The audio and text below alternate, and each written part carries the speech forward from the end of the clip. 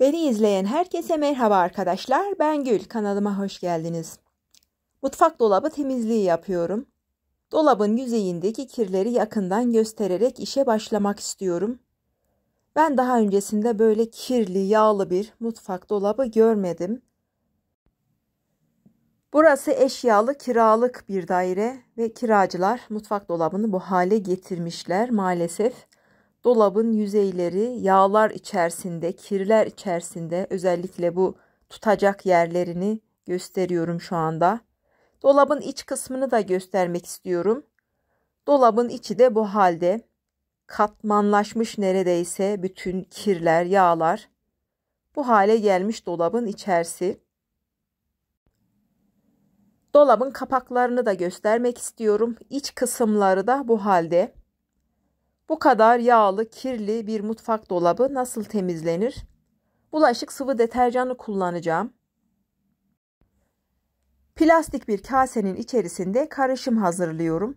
3 yemek kaşığı dolu dolu olacak şekilde bulaşık sıvı deterjanı ekledim. Kaliteli bir deterjan olursa daha iyi olur.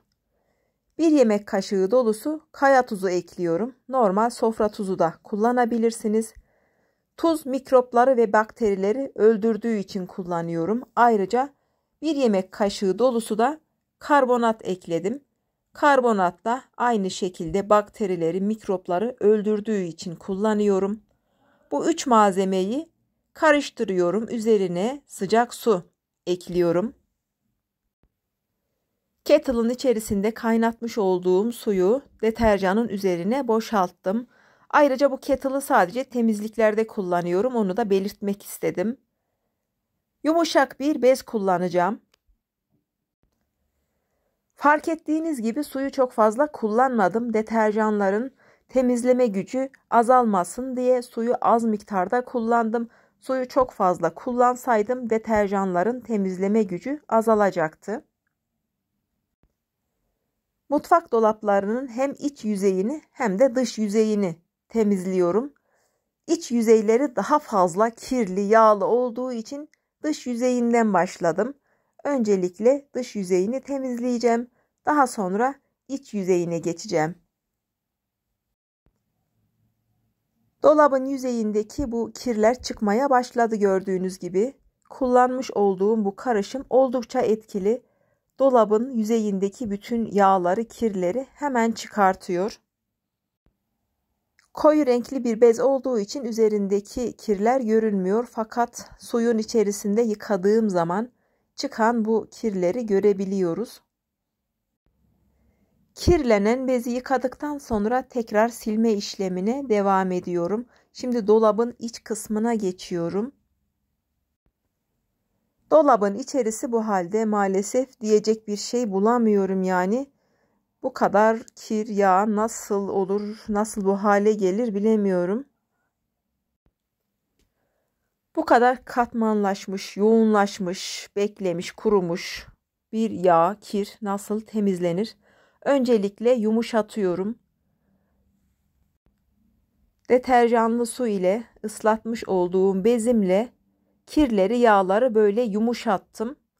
Hatta bir 5-10 dakika kadar beklersek daha iyi olur, daha güzel yumuşar.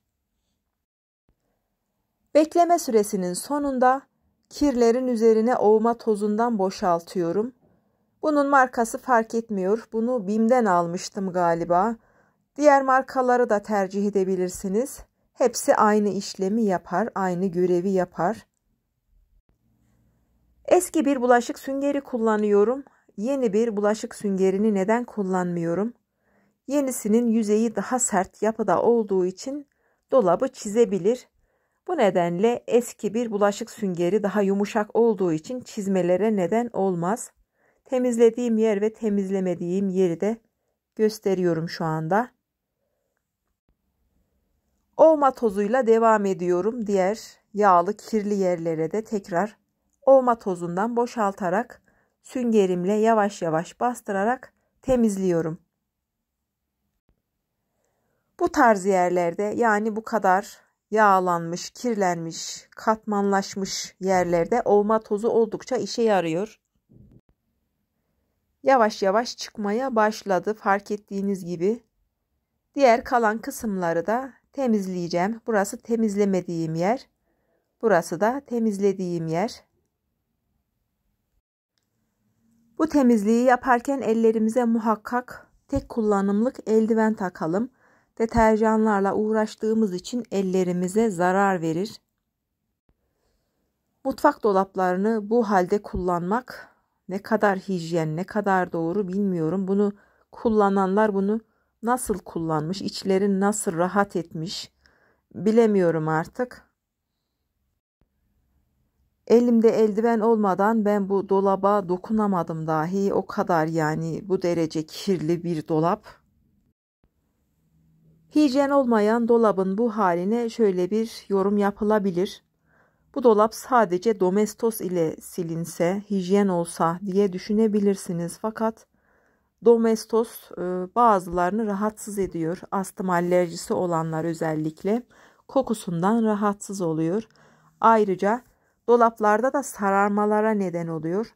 Bu nedenle Domestos her yerde kullanılmaz. Kullanmak da doğru değil. Öncesinde yani ilk iş olarak ben bu dolabın içerisini dışarısını bu şekilde temizliyorum. Daha sonrasında hijyen yapacağım. Öncelikli işim yani dolabın bu yüzeyindeki pislikleri yani neredeyse dolap küflenmiş durumda. Bunları temizlemek. Daha sonrasında hijyen konusuna geçeceğim. Kapağın bu alt kısmını temizliyorum. Deterjanlarımın etkisini görebilmeniz için üst kısmını temizlemiyorum. Alt kısmını gördüğünüz gibi kirler temizlenmiş durumda. Üst taraftaki kirler duruyor. Birinci aşamayı bitirdim. Yani temizleme kısmını bitirdim. Yakından şöyle göstermek istiyorum. Dolabın içerisindeki bu yağlar, kirler, katmanlaşmış yağlar diyelim. Hepsini temizledim. Dolabın yüzeyindeki, dış yüzeyindeki bu kararmaları da temizledim. İkinci aşama olarak durulama yapacağım. Durulama suyunu sıcak yapıyorum. Daha güzel hijyen olabilmesi için sıcak su kullanıyorum. Suyun içerisine sirke ve karbonat ekleyeceğim. Dilerseniz karbonatı eklemek zorunda değilsiniz. Üzüm sirkesi veya elma sirkesi de kullanabilirsiniz. Onlar daha güzel hijyen yapar. Fakat kokusundan rahatsız oluyorsanız böyle beyaz sirke de kullanabilirsiniz. Mikrofiber bez olarak ben bu markayı kullanıyorum. Oldukça da memnunum. Çok güzel parlatma yapıyor. Tavsiye ediyorum.